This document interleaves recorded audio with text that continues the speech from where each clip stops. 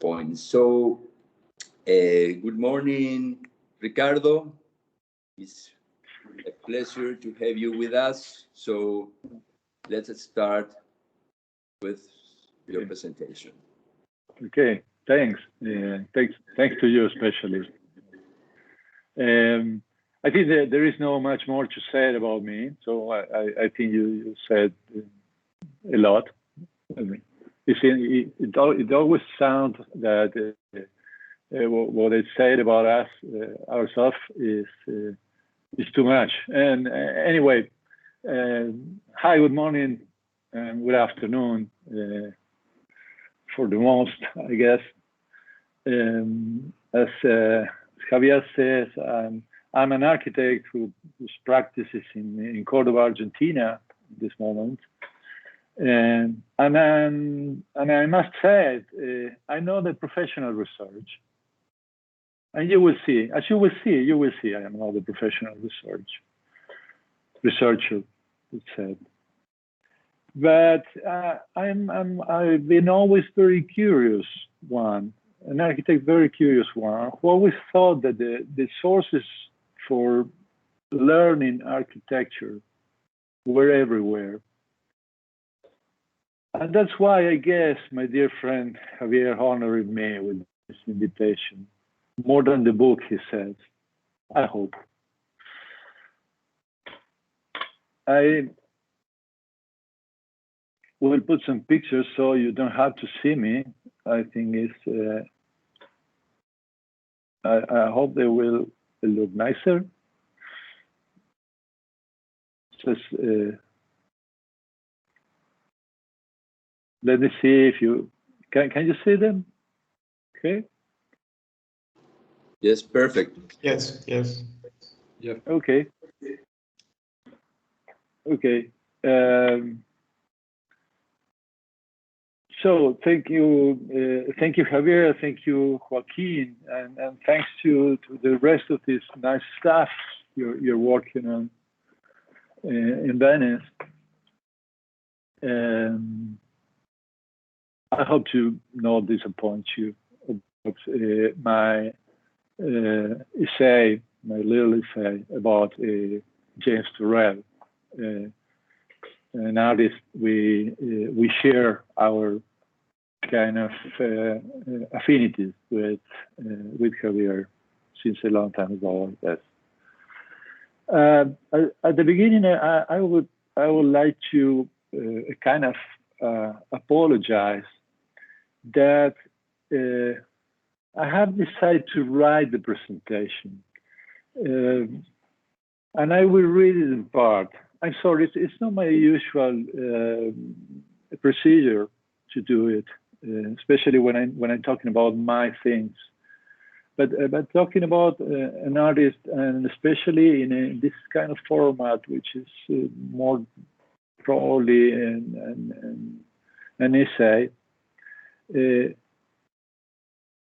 I count with a confidence after the recommendation that says of two very lovely friends, which are Italo Calvino and Wim Wenders. And I thought if they did it in order to adjust as much as possible the thoughts to the words, why shouldn't I? And so my presentation will be in this way, which doesn't mean that you can interrupt me, or you can't make questions, or in the way or in the format you consider the best to do it. On the other hand, as you already understand, my English is not my best language, certainly. Okay, let's begin.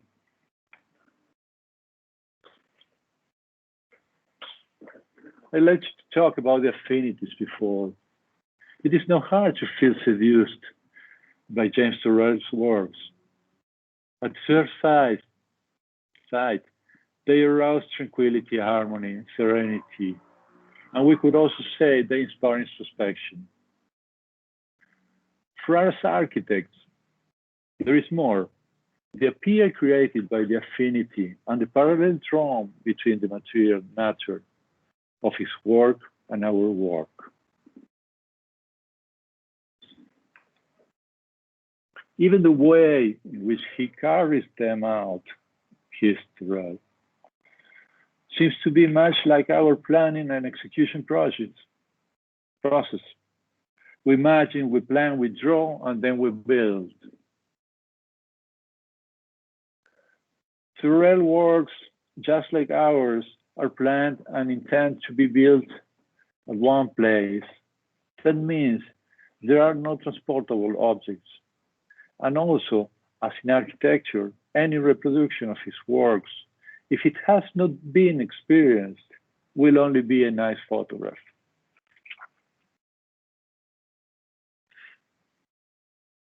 Again, in the same way as in architecture, his works involve space, environment, and light, and thus interaction, experience, and time.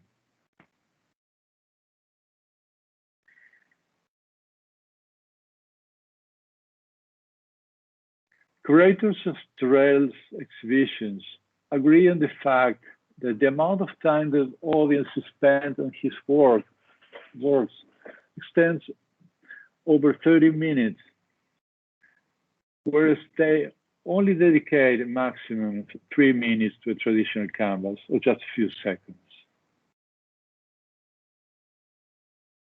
Those facts about time and experience, which can be associated with the tactile and optical perception that Walter Benjamin describes in order to state the difference between architecture and the rest of the arts, is not a minor detail. Regarding the similarities, we will discuss.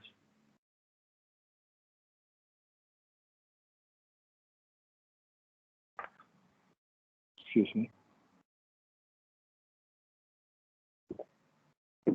James Turrell states that his works have no focus and no object. He doesn't even consider seeing as a purpose of his work. He would rather talk about exploration. Therefore, we could say that Turrell's final interest, when no object is left, is in the subject. And that subject who explores is precisely the man, the only capable one of doing it. And we can say that we're talking about a very specific man, the modern man. Why would like to be talking about the modern man? The one who was born during the scientific revolution in the 1500s, but above all, the one who came out as a byproduct of Auschwitz and Hiroshima. That is the man who was assumed to own the universe, even though being alone in the face of the universe. The stories and myths in which the man had taken refuge had faded away.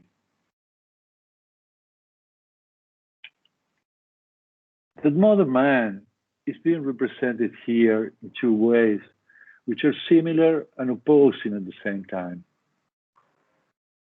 One, the first you see on the left,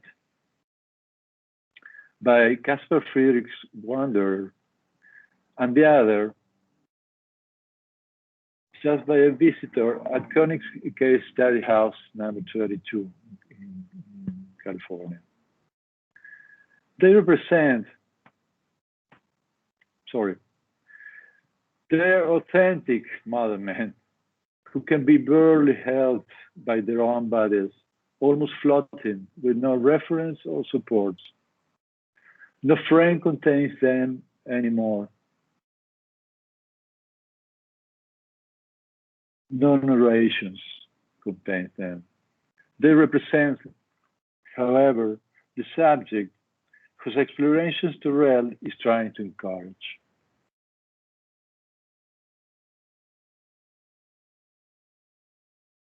James Turrell work spreads out from the late 60s with his first solo exhibition called Projection Pieces.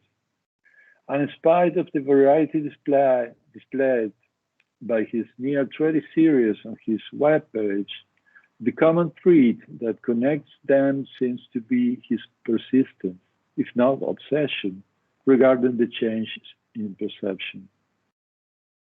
Besides Rodin Crater, his magnum opus, which I heard it was very well introduced by Agostino earlier,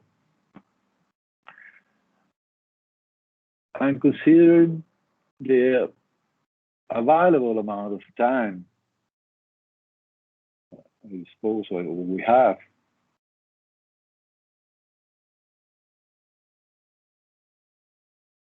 I have decided to focus on two very special series,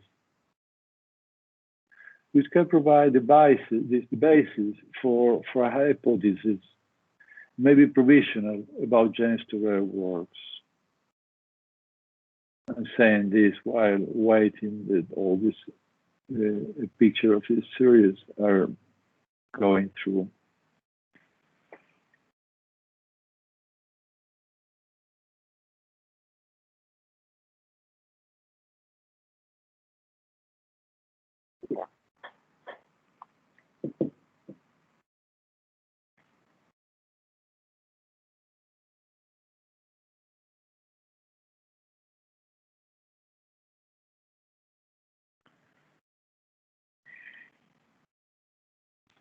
These series are sky spaces, the first pictures we've seen,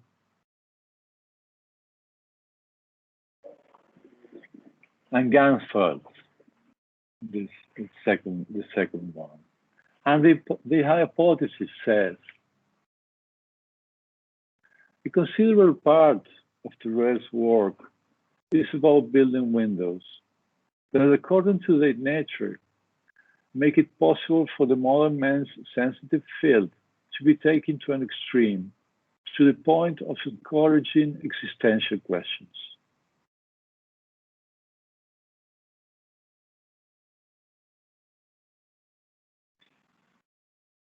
The most primitive concept of a window might refer to a hole through which light and sometimes sight can pass.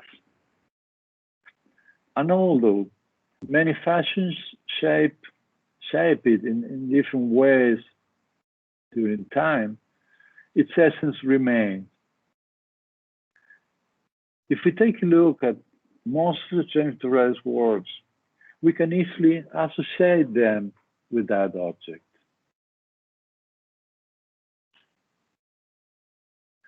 From his first approaches to the arts and his first exhibition, Projection Pieces, consisted firstly in completely darkening the chamber to the natural light of the Mendiota Hotel in Ocean Park. The projections, which looked like a volume holographic construction, in the end were those floating volumes turned into windows.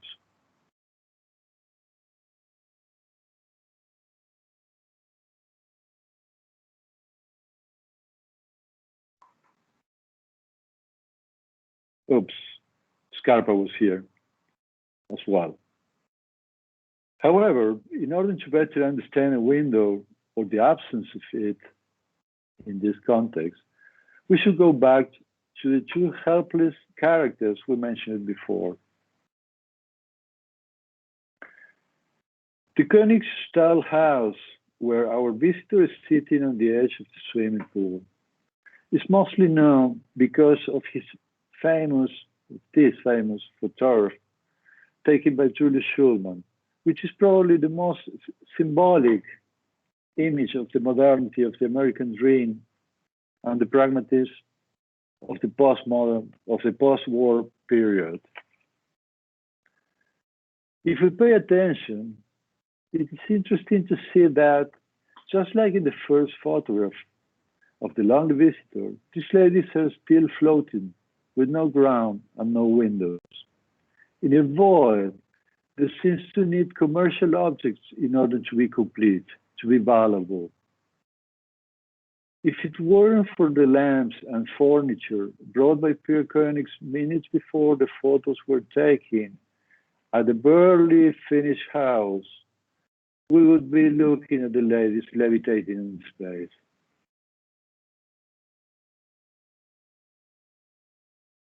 On the other hand, through some kind of metamorphosis, our other lonely character, the wanderer about the sea of fog, immersed in the 19th century romanticism, would be replaced by the artist a few years later with another painting called Woman at the Window, where he used his wife as model and put a limit on the canvas, on the vastness.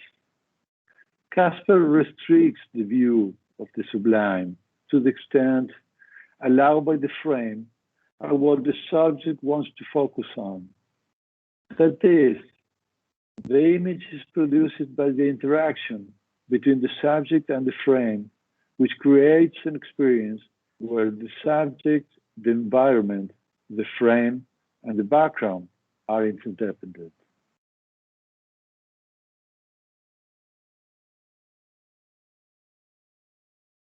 As we can see, a few years later, Edward Hopper would take this formula to a level where the day-to-day is elevated to a metaphysical situation, which brings us even closer to the spatial configurations of James Turrell's works.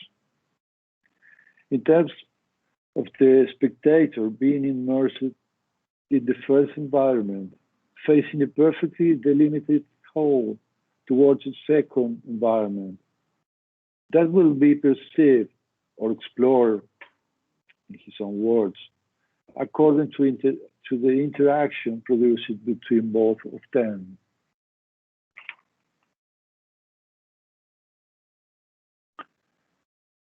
I say I would illustrate it with small hypotheses using two series. And I'm going to start with the one called Sky Spaces.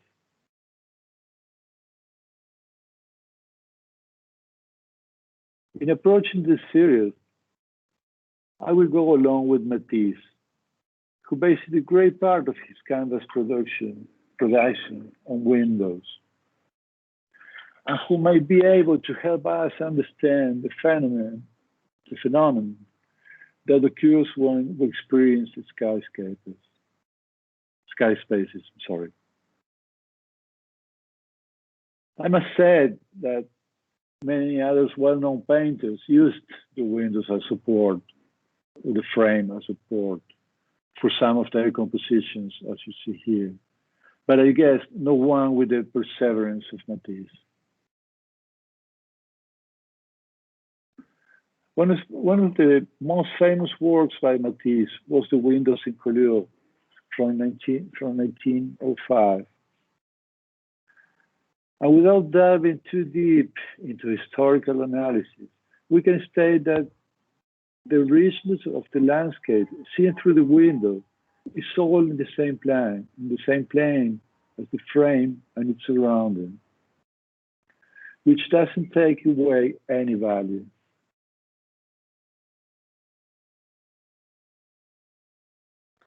Turrell's sky spaces have similar characteristics. The artist's work lies in setting up the environment first in a way that what is seen through the window can be taken as a figure that can be perceived in the same depth plane. Let us analyze that. Sky spaces are made up of chambers, some of which are even open with a calibrated aperture in the ceiling, which, without any obstacles, allows us to see the sky, perfectly delimited by plane geometry, square, round, or oval. It is predetermined that visitors will stand in a position where the thickness of the ceiling disappears to the hardening construction detail.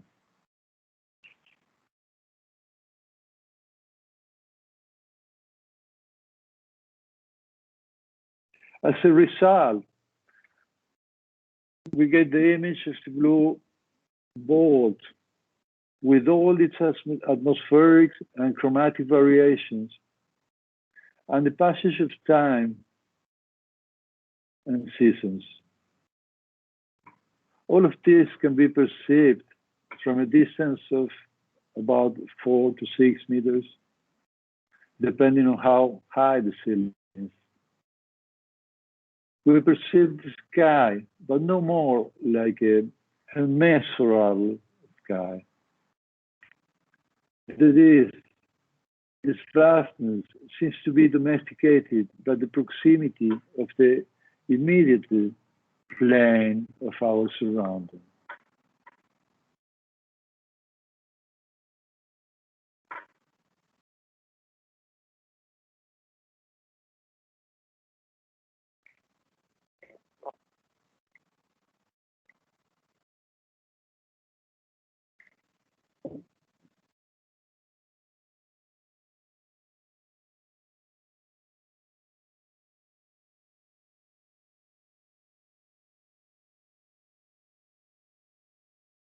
I thought we could easily imagine an Andrea Mantegna stream coming through. But the old master had his first physical demonstration already at home. As you may know, the second picture is from his private courthouse in Mantua.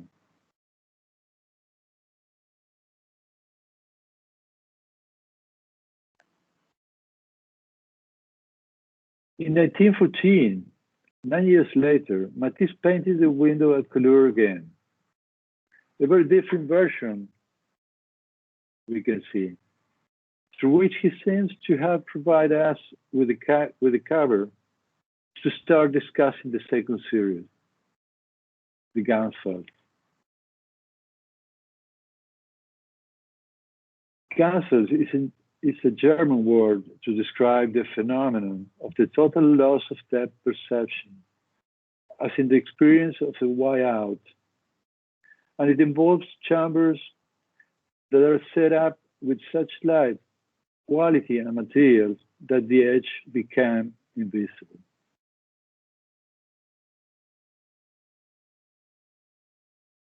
These are, unlike the previous series and configurations, where the two chambers that made up the piece were clearly separated.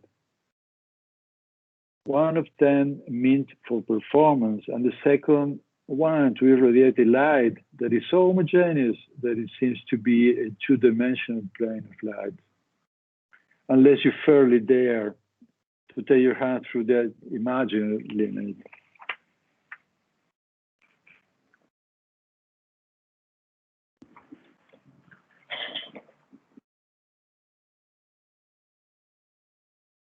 The Ganzfeld series allows us to experience them with our whole body, and this is no less important. Whereas the first work made us be mentally transported, these later ones go on to transport us physically.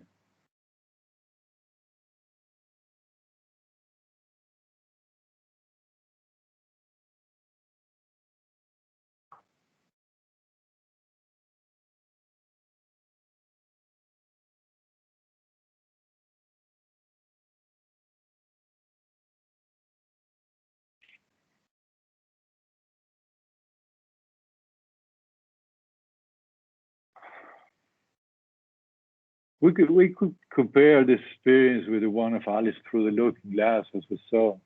Or even better, it feels like being the astronaut in Gravity, where all reference are lost.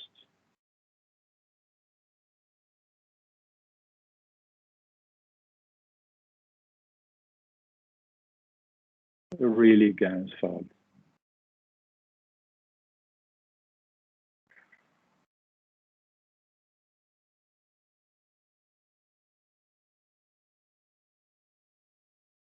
On the other hand, when we think of all these analogies, just to raise fascination with Boulez becomes clear to us.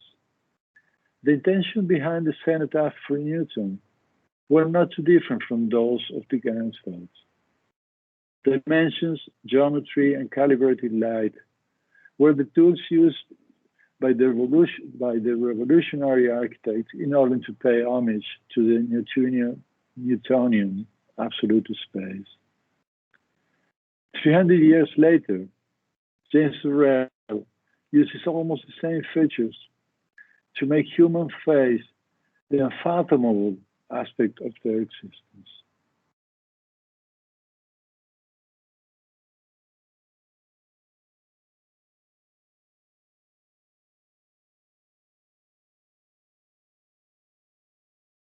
And at the end, because of all of this, and to round off, not as a conclusion, but rather as a wish, I would like to think that this whole path of James Turrell's windows is a way of manifesting, or maybe raising awareness about the existential void that was so accurately and maybe innocently portrayed in the 60s Schulman photograph. Thank you.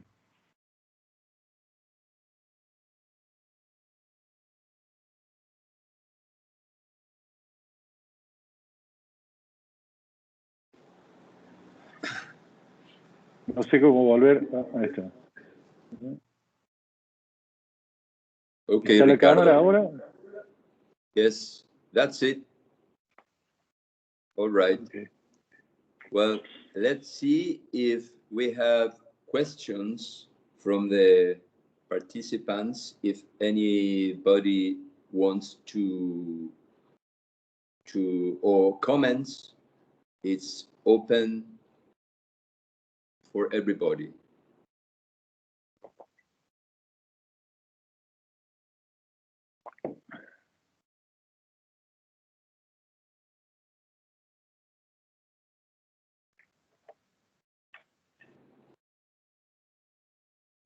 You know, I was thinking during your presentation in one, especially one point that to me it is very important. We know the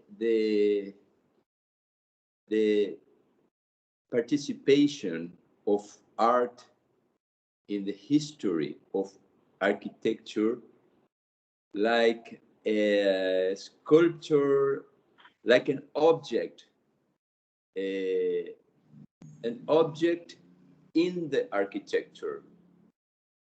Okay, but in this case, in the case of James Turrell,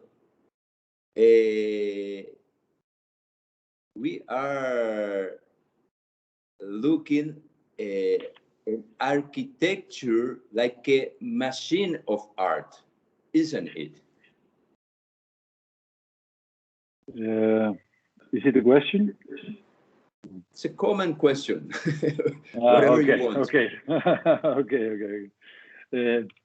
Yeah, I'm agree with you, and also Turrell repeatedly said that he doesn't work with objects, as I said. He's not interested in work with objects. His really subject is exploration, and exploration, I guess, must be or can be. It can be get with some features, but the features he decided to use was always not the objectual thing, but the said intervention or architectural thing. That's why also our affinity with him and with his work. Because most of the features he used are similar to ours. I'm agree with you. We could talk also about many other artists contemporary to him in those times, like Dan Flavin, for example, or Bob Wilson, the great Bob Wilson. But also very contemporary and fashionable artists like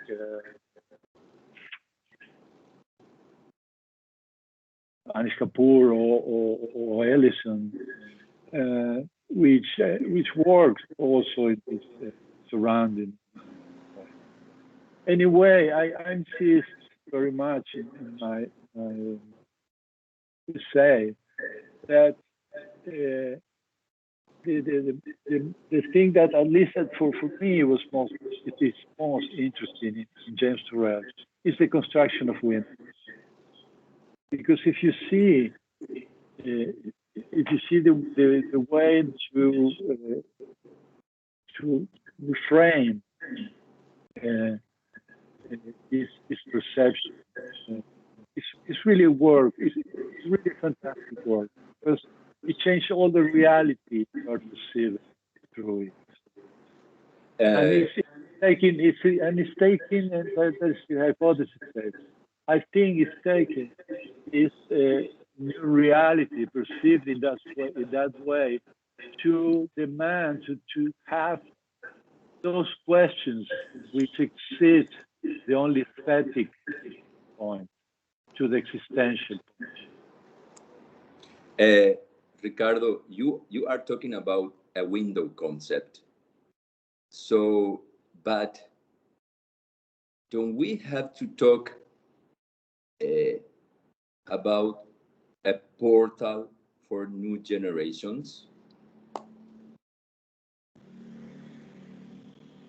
Because, you know, we are old school. So we call window, but many of these works are like it's the experimentation of a real portal in a digital way. But that is very interesting what you're saying, Javier, because it's not digital. He did it physically. That is the first point. That is physically. And the second about the window or the portal, as I said, or I tried to say, probably it wasn't so clear, that this disappear of the old school window, I should say, so present in the Schulman photo of the case study house, represents very, very well this modern man, who lost all his possibilities to be connected or to be focused, they said, or to be focused. So the disappear that modern architecture without windows, as we know, as we made, and so on, it would be probably associated. Okay, Joaquin, do we have questions, comments in the messages box? So if there is no more question to make it longer, we can pass to the classroom. Yes, no, at the time there are no questions, but if anyone wants to speak or to make an opinion or a reflection, we invite everybody to open really the camera and the mic and let's do it. If there's someone. If not, maybe Ricardo told me that he had also another presentation, short presentation about how this kind of reflection between art and architecture goes into a complete project. Like, So, so yeah, of course. If you want to get shot, probably that can open our interaction, as it says. It's a very short, very short presentation, but I thought it was interesting to have it here because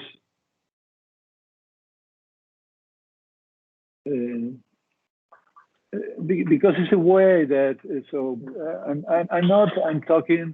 we are talking with the students doing making their thesis, this master thesis or master work, and to try to associate or to relationate how that means to understand or to feel comfortable or to just understand. I would say this is the word. The work of an artist, and that work of an artist can be, I wouldn't say translate, but at least being on the imaginary of our way of work, of our some of our works at least, and that's why I pick up this old project for a memorial to the Berlin Wall I did in '93, and I always show it. Very shortly, because just trying to see the connections or the most direct connections with the James Turrell things we have been seeing. It's the war was. Are you the? Yes. Go ahead. We can see it. I don't know what. Okay, here. I was living in Germany in September '89 when the Berlin Wall falls down, and in the '93, so many things happened in those times, and in '93 they called for a competition to build a Gedenkstätte, will be in German, a memorial for the Berlin Wall. And I began to a kind of exploration which consists in these things, as you see, as you say here, probably not so clear. But it is how this, using a window again, without knowing that the window will become a kind of obsession thing. You see the window in a way that its ability for reflection, because the reflection of the window taken that way, those are all tests, pictures, tests I made with the glass, put it on somewhere in Frankfurt, and to move the reality, so to change the reality we were looking, and to move that reality to our place. Those research allows me to go forward with the concept for the memorial. This probably you will understand better. These two ones, which are a little bigger, as you see, the reality can can change the inclination, the degree of inclination of the glass could reflect the sky or another landscape or another place, on another reality, if we look at metaphysically. But mainly, they have also, when we talk about glass and not talking about mirror glass, I'm not talking about a mirror, we have the possibility to explode a little better this. And as soon as the light goes through the glass, the transparency is taking part of it, and it's changing this reality, transported reality, into a normal reality which is behind. And I think, certainly unconsciously in that moment, that James Turrell work was a huge influence in this work for me. That is the project of the memorial for the Berlin Wall. I don't want to go deep in explaining it, but the final idea was to have this path going through a garden, a very skeptical garden, to the wall, to the remains wall, which were something like 400 meters long. And as soon as you arrive, as soon as you reach that point where supposed to be that tourist and curious wants to see the wall, the old wall, the really old Berlin Wall, they will find this, which is a section of those paths we have been seeing on the photo. We will be seeing this, which is a glass, or if you want, an obliquous window. Put it in front of the Berlin Wall, what you see on the back. On the back is a section of the Berlin Wall, and this path transversal to the wall arrive some meters before the wall, allowing us to perceive a kind of reality which is not the wall, at exception when the light from behind the glass is taking more importance, and so the glass became transparent. This is the idea was trying to touch you. As soon as I get closer, at the end, I can finally see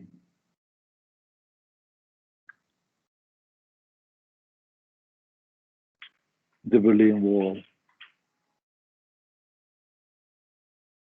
Okay, thanks. That was what I prepare for this, just to have a little appendix. I hope you enjoy.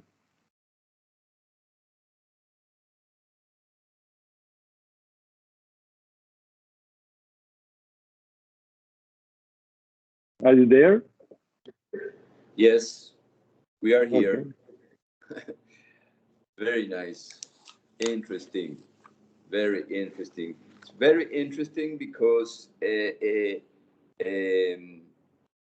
you know, we have students sharing with us that are searching for to start a thesis. So going to be important if some of them can participate doing questions or comments, because the project that you show us is a real little project of how to do from the lesson of James Turrell, a practical work. So now it is open for everyone who wants to participate, please.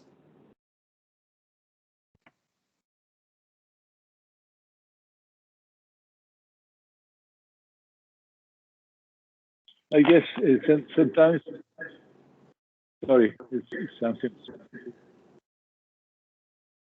Mm-hmm. Sometimes I guess when one think, what is the point to read Borges?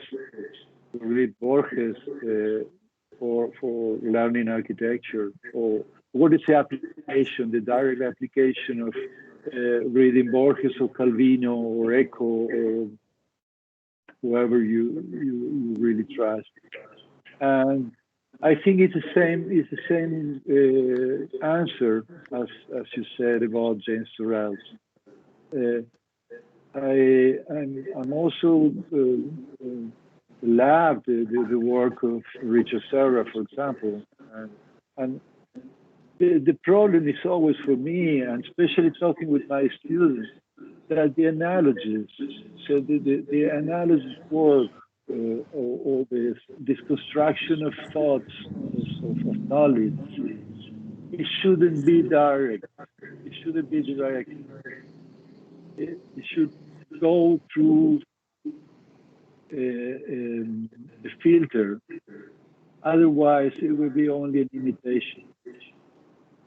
So that's why at the beginning of my exposition, I said, I'm not a researcher. I'm not a professional researcher.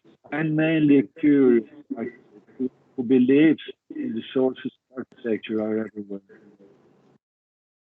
Mm-hmm. Mm-hmm. Okay. Well, Jonathan, it's wants to participate. Okay, go ahead, Jonathan. Hello. Good afternoon. Hello. Hi. Thank you. Thank you for the presentation. It was nice. Yes. And my question, or maybe I'm quite curious, during the first presentation about the Lorem Crater project by James Turrell, you showed about the influence of Ledoux Graydon House. Yes, so I want to maybe you could highlight more what are those influences? Is it just with regard to the shape of the James Turrell Observatory, or maybe there is something more? Just one thing, Jonathan. You were talking about Boulez, or Yes. just I understood Ledoux. So I think it's similar what we were talking seconds ago about which kind of, or what kind of artist and previous experience influences us in our way to do things. I think the influence of Boulez in Turrell. At first, I have to say I'm not such a doctor on the item to give you a perfect explanation. But I would say that his affinity, as I said, idea of the absolute space, which in the cenotaph of Newton he expresses in the best way. And I think without that cenotaph, I'm not so sure that James Turrell would have gone through the window finally to get to the gun fields. So to be inside, physically inside there. And also affinities, formal affinities, certainly. Formal affinities and aesthetic affinities are always behind us. We can perceive them. Okay. I don't know. That's a Yeah. question. Yeah, you have. I think I've gotten my answer. The absolute space. Yeah, and yeah, I think that's interesting because we've learned about James Turrell, maybe for me, but I've not heard of any sort of the Boule connection. So it's me, it's the first time, and yeah, it's interesting. Yeah, thank you. And Jonathan, you have to think that the experience of space is amazing, and it was amazing with Boule. Even he could not build almost nothing. So as you know, he did all those beautiful drawings in the ending 1700, and it was published in middle 20th century. So it was astonished. We have seen it, but anyway, the influence is marvelous. Yeah. Thank you. Okay.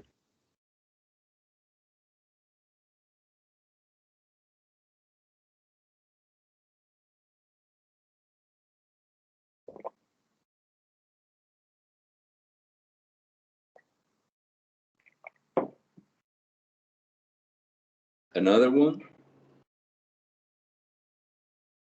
If there is no more questions, we can have a rest to Ricardo and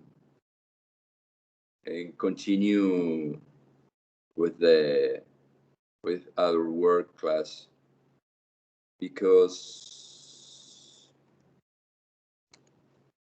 okay. All right, Ricardo, thank you very much, my friend, for your presentation. Was a pleasure. Really was a very Inspiring. nice presentation. I enjoyed very much. So see you always. We see as always. Fortunately. And Okay. I have to thank you and thanks everyone who could be there. One more question before you. Do you think that art is a taboo for architecture right now? No, for the contrary. For the contrary. I would say more than the taboo is, for me, the most dangerous thing is not a taboo. It's a cliche. It's a cliche because the art is we don't talk about art. I have so many noises. I don't know if there are many people with it. No, I think that we are used to talk. We like to talk more about technology or whatever than art. We are used to hear in the most of the presentations I don't know, many things, but not only technology, environment, and many things. But art is a little bit forgotten. I don't know. I think I understand what you said, Javier. I think I understand what. But I think there is, at least for me, a misunderstanding. What we make is art. What we make is art.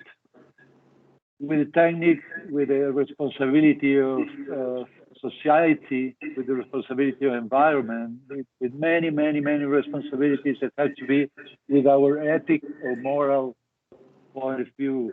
But anyway, as architects, we make art. We make art. The problem what I wanted to tell you before was that when the art is being reduced to an Instagram picture and to a reproduced object as an Instagram picture, that is,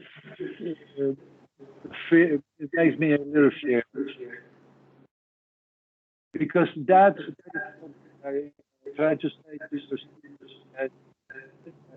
to you that the analysis to work with analysis with art, with cinema, with music, with literature. It is fantastic. It is super necessary to do it. The problem is not translate. It's no go in darkness. It's just use it to make more dense our thoughts and our knowledge to then be applied, and it will be applied with art. We don't have a form to apply that in architecture without art. It's a kind of art. It's not the Duchamp fontaine. No, of course, it's not a Duchamp fontaine. It is a pre-conceptual, even the most conceptual probably in art, or the or Malevich, let's say. But what we do with art, Javier, I will be very, and you should be very proud of it, because you're always talking about technique, but what you do with the technique is really art in your architecture.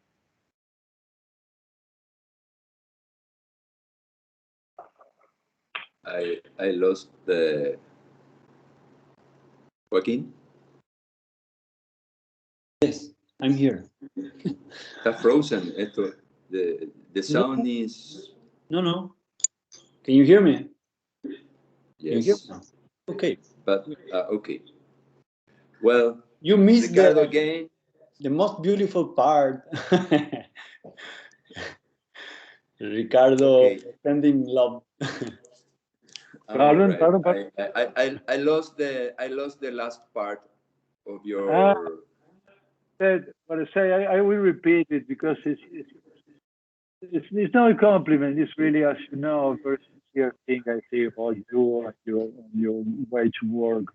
That even if you're talking mostly, or you were talking mostly about technical solutions, what you do in architecture, your architecture, is art, and it's a very high level art, using techniques, using many other things, but it's art, Javier. That's right. I will always feel I like. hope.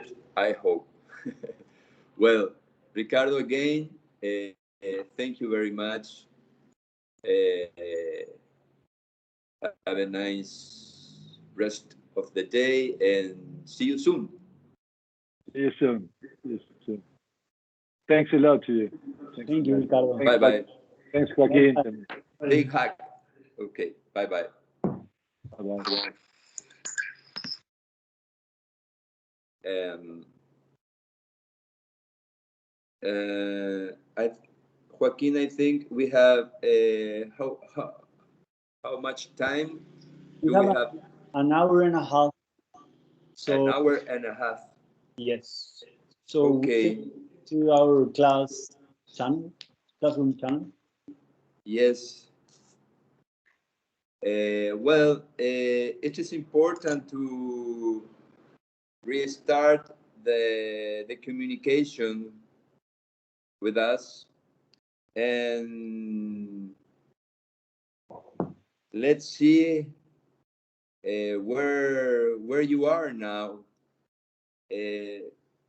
To us, it's important to check the two initial point of who and what, and we can